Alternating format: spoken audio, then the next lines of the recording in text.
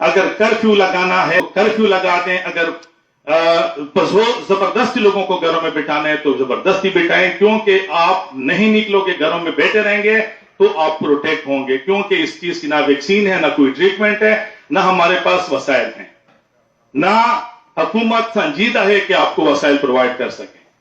میں فیسلٹیز کی بات کر رہا ہوں، میں حکومت پہ تنقید نہیں کر رہا، میں حکومت آپ کے میڈیا کے تھرو بتانا چاہتا ہوں کہ آپ فی الحال ابھی تک آپ ناکام ہو چکے ہیں۔ جیسے پمس جیسے بڑے دائرے کے اندر صرف 10 بیڈز آپ نے آئسولیشن وارڈ کے نام پہ بنائے ہیں، جس میں 2 وینٹیلیٹر ہیں۔ اتنی بڑی پینڈیمک کے لیے آپ کے 10 بیڈ ناکافی ہیں، 2 وینٹیلیٹر ناکافی ہیں۔ ابھی تک ایک بھی ایکسٹرا وینٹیلیٹر آپ پمس میں، پولی کلینک میں، نیرم میں، سی ڈی اے میں، ایف جی ایچ میں پرووائڈ نہیں کر سکے۔ یہ آپ کی نااہلی ہے، یہ آپ کی انکمپیٹنسی ہے، اور ورلڈ ہیلتھ ٹاسک فورس جو ایم پی آئی کے لیے سرگرم تھا وہ بھی کہیں نظر نہیں آ رہا، نہ برقی صاحب نظر آ رہے ہیں، نہ اپنا فیصل سلطان صاحب نظر آ رہے ہیں، نہ ڈاکٹر مرزا نظر آ رہے ہیں، اور نہ ابھی تک کسی کی نمائندے نے یہاں پہ کسی وی آئی پی نے، ایم این اے، ایم پی اے یا ناظم نے وزٹ کیا کہ حالات کو دیکھیں۔ حالات بہت خراب ہیں۔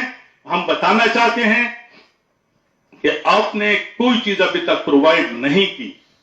یہاں پہ بتانے کا مقصد یہ ہے کہ اگر پنجاب میں ڈاکٹر رو رہا ہے، اگر کے پی کے میں، سندھ بلوچستان میں رو رہا ہے تو وہ صحیح رو رہا ہے، کیونکہ آپ کو رپورٹ دیا جاتا ہے سب اچھا کا، سب اچھا نہیں ہے، حالات بڑے خراب ہیں، اور آپ کے پاس اس کو سنبھالنے کا کوئی پروٹیکشن نہیں ہے، آپ نے کوئی بندوبست نہیں کیا۔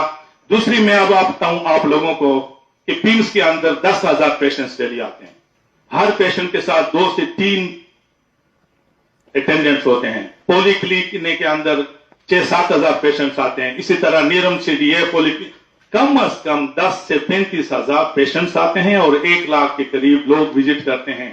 آپ جسٹ امیجن کریں، خوفناک فگر ہے۔